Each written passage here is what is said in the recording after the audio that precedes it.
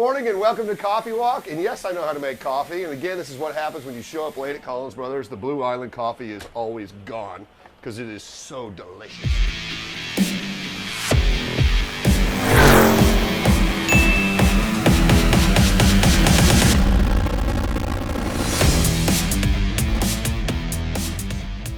So you pull this out, you do it like this. You put this in here, pull that out, get a filter. They're up here. So I'd like to take this time while I'm fumbling around making coffee to thank our sponsors, which is Blue Island Coffee, Craftsman, and BFG Tires. Which we'll show you some BFG tires that we installed today on a couple of Jeeps. Not to bore you guys to tears, but we're going to hit on a bunch of Black Mountain Jeeps today, a Grand Wagoneer we're finishing up, and a really, really outstanding Jamboree. Yes, another Jamboree. So then it goes in like this. You push the button, brew. And I'm really feeling like a mocha today, so I'm going to use Swiss Miss in my coffee when it's ready. So let's go see what these guys are doing or not doing. Morning, Colin. Whataburger already? This guy's a champion. An actual Whataburger cheeseburger for breakfast. What are we doing today? I didn't drink last night either. You sure? That's a hangover burger. So this one right here, we just bought this for stock. Let's make it look right. I don't mind the ARB bumpers. Obviously, we'd rather have Black Mountain, but let's leave those on there. Okay. Just going to put a 4-inch lift. Probably 3-bar side steps. 3-bar side step, gloss black alloys, 35s, okay. And a 4-inch lift. I think it'll make it look right. Okay. And then we'll send it back to the body shop and do the hood and the stripes. All right, you got it. This one right here, this is a one-owner 28,000 mile 82. Mm-hmm. Big collector bought it 2 years ago. Huge muscle car collection. They went ahead and disassembled it, did a killer chassis, engine bay detail on it, and did exterior restoration. But when they finished the Jeep up, look how nice a job they did. They did a really nice job. Great. It's almost on par to what we do here. The front bumper's aftermarket. Okay. The original bumper was in the Jeep. I sent it out and had it replated. Okay. So we just put the original bumper back on it, just kind of check out their work, see where we're at on it. This is Jamboree number 159, 28,000 actual miles. Nicely optioned, 5-speed, AM/FM radio, tilt wheel, hard top, hard doors. The interior is original in this Jeep. They just did the exterior and the chassis, but really, really nice job. So have fun with those today. Oh, thanks. We need to put the Marshall lights back on it too. Okay. Kevin's got the tabs, the mount tabs for here. Mm-hmm. The switch is in it, wiring's in it. Just, I think he's got several sets in there. There was a set that came with this. They're in his office too. Okay. All right, cool. Have a great day, Colin. So we had an unusually busy week this week for Black Mountain products, which is great. We had 5 different customers bring their Jeeps in for Black Mountain parts, updates if you will. This one actually came from the man who owns Honda of Houston. So if you need a Honda motorcycle, obviously go to Honda Houston, ask for Steve Quantz. This is his personal Jeep. He sent it in. It was super boring, super stock, just had base wheels. So we did a 3-inch lift, Black Mountain 17-inch alloys, 35-inch BFGs, did a stage 2 front bumper, 8,000-pound winch, LED, flip-up license plate bracket, D-rings with isolators, sidebars, LEDs up here. We also did the rear bumper and a heavy-duty tire carrier. So, great looking Jeep. Now it is. This one came in and had one of those really cheesy, cheap set of steel flares you see on Amazon and eBay or whatever for like $199 that go to here. Drives me crazy. They are total junk. I wish they were sitting here so I could show you. So we put our Black Mountain, these are our wide set of flares, and they're made out of aluminum and tiger coated. Super nice. Now the Jeep looks correct. We added the sidebars onto it.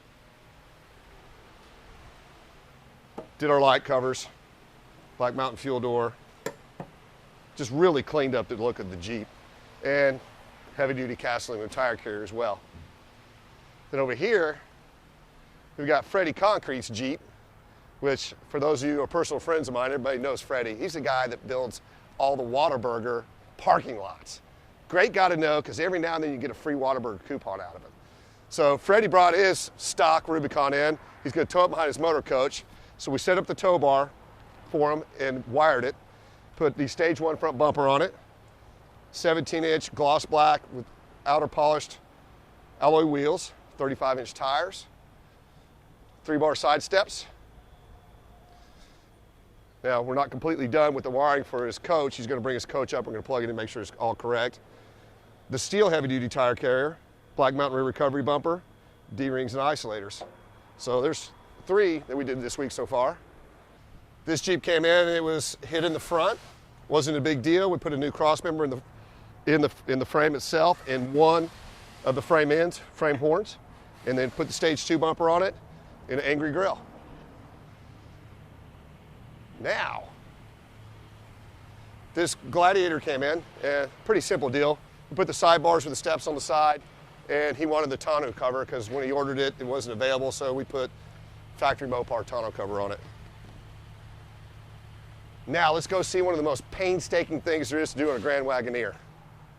This is going to sound crazy, but it's absolutely true, and we've done hundreds of these. It takes about 40 hours, and yes, I said 40 hours, to get the wood grain on perfectly and to put the trim on. The trim is a royal pain. Now, a lot of times you have to use new trim, which is even a bigger pain. Let me show you why. So we got Gustavo over here on his table because it really takes a lot of time. So where this trim, when it comes in here, there's big gaps. So we fill that with super glue. And to put the trim on the sides, which these suction cups aren't on it now, he'll take these suction cups and put them on all day and usually leave them overnight to get it to adhere, the pieces to adhere really, really well. We also lay out these pieces and let them sit for a couple days, usually in the heat. So we've already super glued all these pieces. The side trim will be done. This will be done today, but this is literally 5 days of work to do the wood grain and the trim correctly on a Grand Wagoneer. See what's going on in the body shop. Morning, Lisa's. How are you? Is the tub good? One owner CJ5, local Jeep. It was originally red when the guy bought it. He had it color changed at one point in time by like Earl Scheib or Mako green. It was horrendous. He brought it in and said, dude, take the body off, put it back to red. Here's a picture of what it looked like when I bought it new. I want the Jeep to look like it did when I bought it new. So we sent it out and blasted the tub and had it E-coated. It's a very, very nice tub. Looks like it's going to need no rust repair because it was a local Dallas Jeep. So thank you for entrusting us to your body off CJ5 restoration. We'll show you some details on this Jeep. It'll go relatively quick. I would think we'll have this one done in probably 60 days. So thanks for watching. Go drink your coffee, get a cup of Joe, go talk to Mo. I don't know what you're supposed to do. Like, tag, share, follow, do some of these Instagram, Facebook things. Thanks for watching. Oh, I forgot. We're going to cut into classic car stuff. Alex, how's it run? Fantastic. So it runs, drives really well. Oh, yeah. So we got a 928 with a 5-speed, which is what everybody wants. They don't want that automatic, do they? I know they So Alex cut and polished his car, did a heck of a nice job. Cleaned the interior, which looks fantastic. It is a rust-free 928, and as Alex says, it runs and drives well. Interior looks nice. We bought this car out of New Mexico. It was serviced by the Porsche store, I think in 2017. I got the records in there, showing 54,000 miles. So these are really up and coming. When you see it in our shop, we're usually doing 356s or 911s or 930s or whatever. Show you one more classic we drug in this week. And yes, it's real. 87 930 turbo. It's a local car that's been sitting for a long time. As you can see how dusty it is. It looks like, well, you can't see the years on these, but this car's been sitting for about 20 years. It's got some really high dollar upgrades in it. You got these power seats, power heated, whatever they do. Super expensive back in the day. All kinds of custom gauges. But I'll tell you what's really trick, and hopefully we'll hit on this car later on, is it's got a twin plug 930 motor in it, which means instead of having 6 sparks plugs, it's got 12. This was probably a 500 or 600 horsepower car back in the day. I don't remember seeing this car in Dallas, but the previous owner says it's been in Dallas forever. Was one of the fastest Porsches at the time, but it is a real 930. The numbers do match on the motor, so it's got the correct drivetrain in it with a lot of aftermarket upgrades. If you're looking for a 930 project, We'll sell it like it is, or we can pull it in, clean it up, get it running, and go that route. There's the classics we found for the week.